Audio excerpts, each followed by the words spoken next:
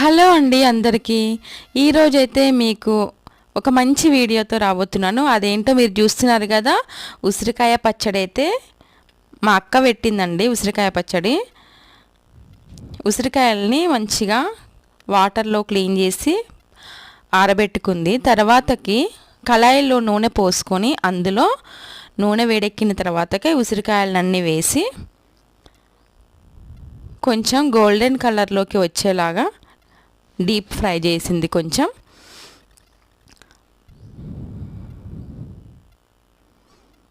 Oil మంచిగా వేడెక్కుతుంది.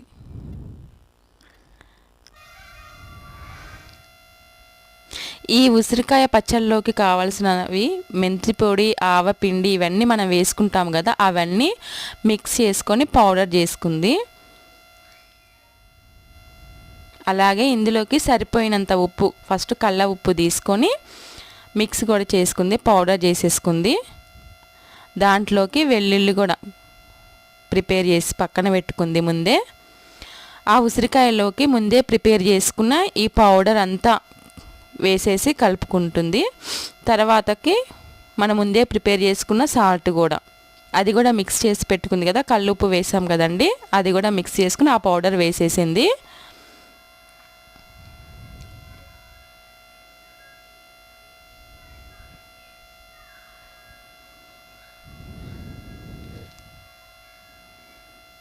ఇక్కడ ఏంటి అని చూపిస్తుంది అన్నమాట.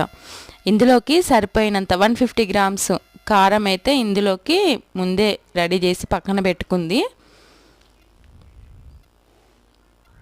కారం కూడా అందులో ఉసిరికాయల్లోకి వేసేసుకుందండి. ఇప్పుడు మంచిగా మిక్స్ చేస్తుంది, కలుపుతుంది మంచిగా.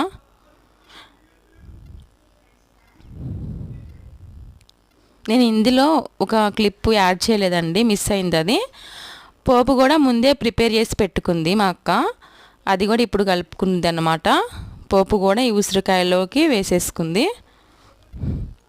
కలుపుతుంటేనే నాకు ఇట్లా వాటర్ వస్తున్నాయి నోట్లో నుంచి.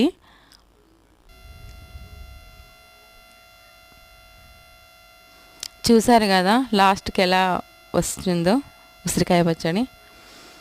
చూడండి, ఉసిరికాయ పచ్చడి అయితే రెడీ అవుతుందండి.